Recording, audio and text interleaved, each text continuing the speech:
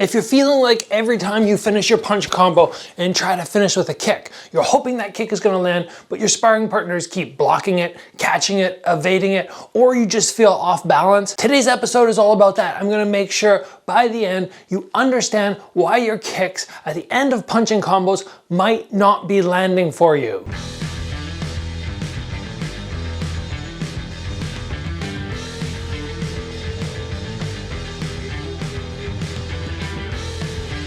So I was just doing a Zoom private the other day, and the fellow was saying to me, every time I throw my round kick, after punches, it's getting caught in sparring. Every time, just over and over and over. And I went, well, here are some easy solutions, some things that we can look at to make sure this doesn't happen to you all the time. And then, just like always, I went, light bulb, here's an episode to share with everybody, all my subscribers who take time out of their day to be here and learn from me. I still have people ask me, Gabriel, how long until you run out of content and you have nothing left to share on the channel? And I tell them every time, never.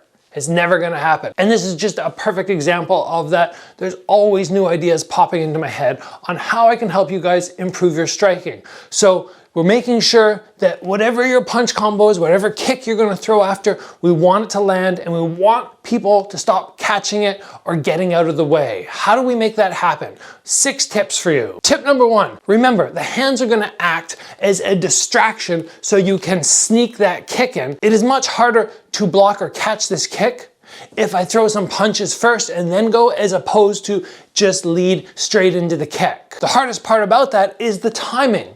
I could do this great disguise, this great hand combo beforehand. I could throw my jab, my cross lands, I could double up on my hook, and then I could be, okay, I'm gonna throw my round kick. I wait a split second and I throw, and guess what? That split second was too long.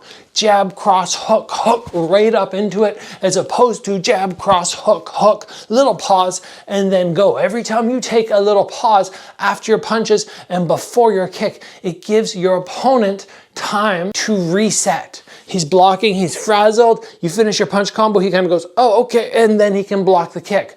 We have to make sure that little time between the punches and the kick is eliminated. Next, I want you to work on thinking, where does my punch go and where does my kick go? Let's say, for instance, I come right hook. If I come to a right hook and then to a high kick, it's not very hard for this guy to block it. He just goes block, okay, the kick's coming there.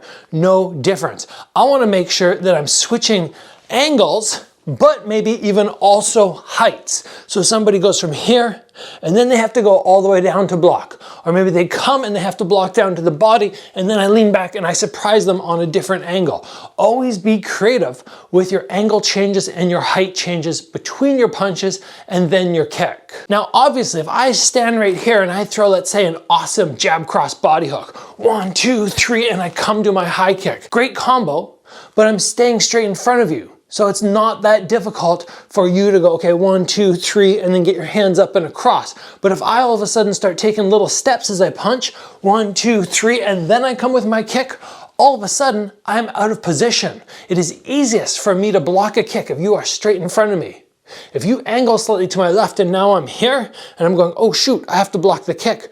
People don't train for that. When they don't train for things, it's going to surprise them and they're not going to know the exact answer. So try to move your feet just a little bit while punching. I'm in front of you, and instead of double jab, I just double jab slightly off to the side, and that can be enough to make those kicks land. Now please always think about your kick technique.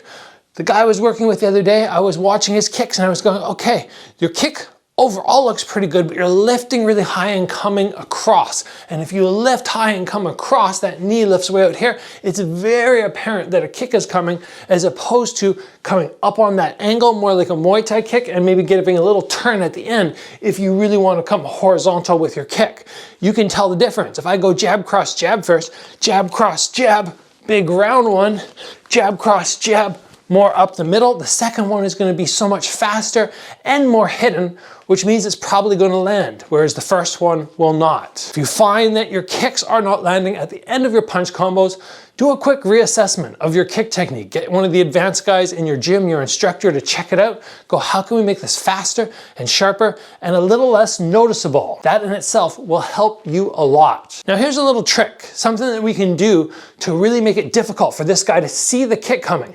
If I come 1, 2, 3, and I get my hand right back to my head and then I kick, there's no real extra disguise in those hands. Yes, I'm throwing them out, but what I can do is 1, 2, 3, and I leave that hand out there for a split second as I start my kick, and then I pull it in just a little bit late.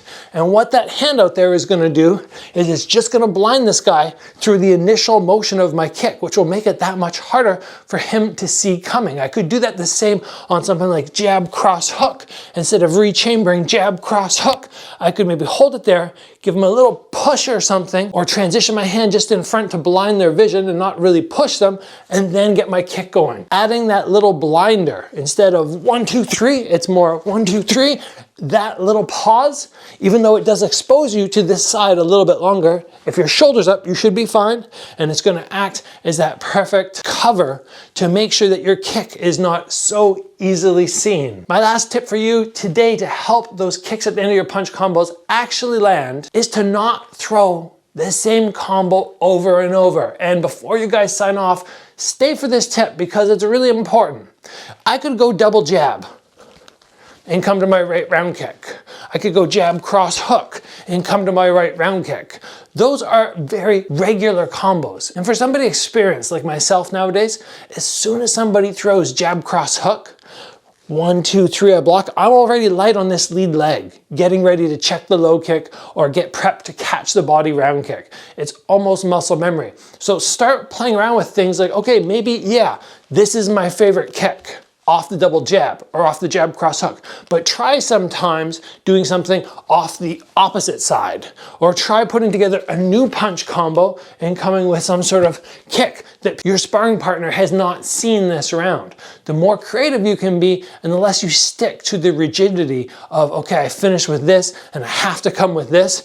As soon as you start doing that, you become very predictable. Be unpredictable when you're sparring, or even better when you're doing your bag work or shadow boxing. To start building these combos, try out slightly unorthodox things just to see if they're gonna help you, right? If you try and sparring for the very first time, probably won't land. But if you try things that are a little bit offbeat and they just might actually help you catch people when you think, oh, this combo won't work, but it really does. Be unpredictable with your combos, switch them up, and don't throw the same combo repeatedly in the round. Once I do that once or twice, people are gonna catch on to it. You need to switch things up at that point. Maybe I come with a front kick. Maybe I blind and switch to the other side. There's so many options. Don't beat the same combo to death. And that, everybody, is the episode for the day. I hope you enjoyed it. If you did, please be sure to give the video a like. As always, guys, train hard. I will see you back here soon for another video.